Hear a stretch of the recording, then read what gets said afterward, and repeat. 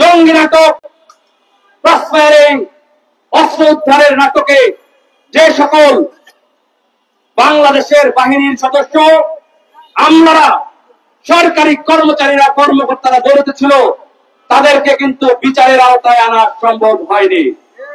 বিগত বছরগুলো থেকে দেখে আসছি, শুধুমাত্র অল্প দু একজনকে গ্রেফতার করেছে, বাকি সবারই ইনডেমনিটি দিয়ে দেওয়া হয়েছে, সবাই তাদের সম্পদে বহাল আছে।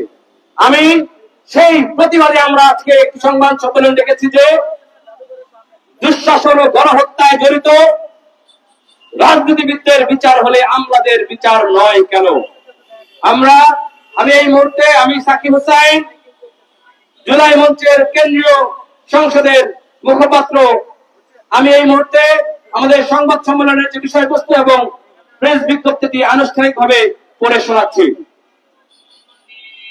আমাদের সংবাদ সম্মেলনের টাইটেল হচ্ছে দুঃশাসন ও গণহত্যায় জড়িত রাজনীতিবিদদের বিচার হলে আমলাদের বিচার নয় কেন?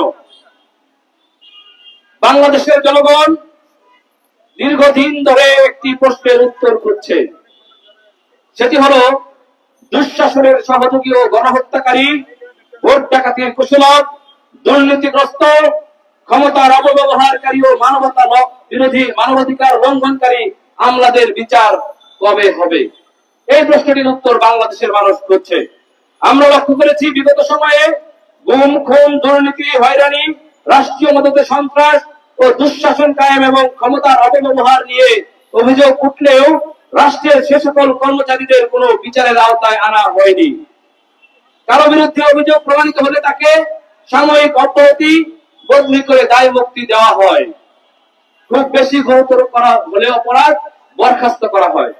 কিন্তু বিগত 15 বছর বা তার বেশি সময় ধরে বাংলাদেশে চলা দুঃশাসন, হত্যা ও দুর্নীতির হরিলুটে জড়িত ব্যক্তিদের আমরা বিচারের মুখোমুখি হতে দেখেছি খুবই সামান্য।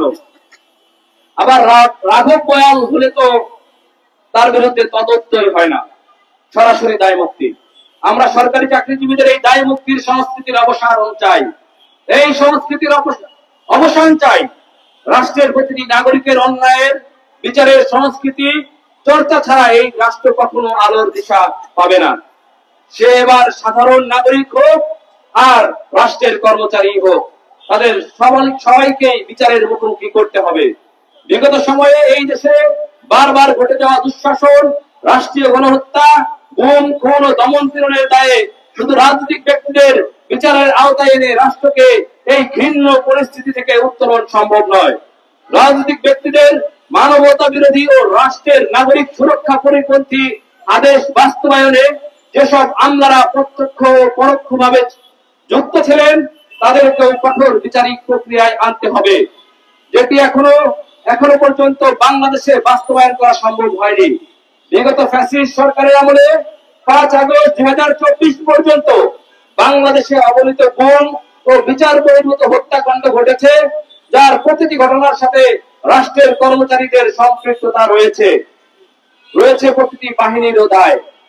সামরিক ও বেসামরিক আমলাদের অনেকেই ক্ষমতাসীনদের স্বার্থে রাষ্ট্রীয় দমন পীড়ন চালিয়েছেন, বেআইনি আদেশ কার্যকর করেছেন এবং মানবাধিকার লঙ্ঘনের সাথে সরাসরি জড়িত থেকেছেন। অথচ বিচার প্রক্রিয়ায় তাদের ভূমিকাকে উপেক্ষা করা হয়েছে। এটি সম্পূর্ণ অনৈতিক ও পক্ষপাত দুষ্ট। সরকারি কর্মচারী ও আমলাদের অপরাধ সামনে আনলে যেটিকে ঢাল হিসেবে ব্যবহার করা হয় তা হলো আমরা রাষ্ট্রের কর্মচারী।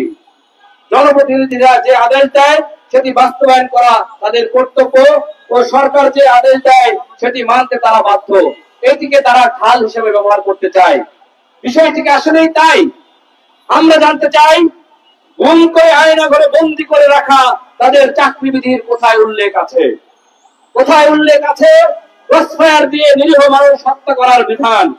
কোথায় আছে জনগণের ভোটাধিকার কেড়ে নিয়ে রাতের আধারে রাষ্ট্রীয় সহযোগিতায় ফ্যাসিস্ট ক্ষমতাসীনদের পুনরায় ক্ষমতা বুঝিয়ে দেওয়ার বিধান? কোথায় আছে ক্ষমতাসীনদের সাথে সমঝোতা করে ভাগ বাটোয়ারার মাধ্যমে অনৈতিকভাবে রাষ্ট্রের সম্পত্তি লুট করার বিধান?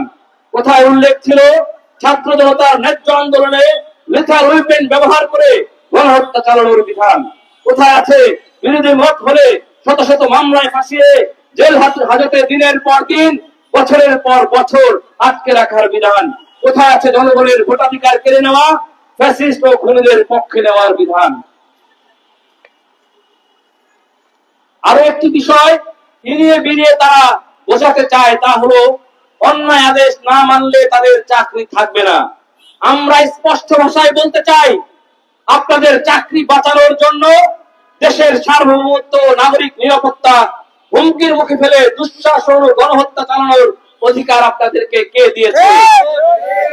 রাষ্ট্রের সাথে যে ওয়াদা করে আপনারা রাষ্ট্রের সেবকের দায়িত্ব নিয়েছেন, সেটা পালনে ব্যর্থ হলে স্পষ্ট ভাষায় জানিয়ে দিতে হবে, চাকরি থেকে অব্যাহতি নিলাম। রাষ্ট্রের এই চাকরিগুলো কারো পেট চালানোর জন্য নয়, এর প্রধান দায়িত্ব নাগরিক সেবা। সেটি পালন করতে পারবেন না, তাহলে রাষ্ট্র আপনার পেট চালানোর দায়িত্ব কেন নেবে?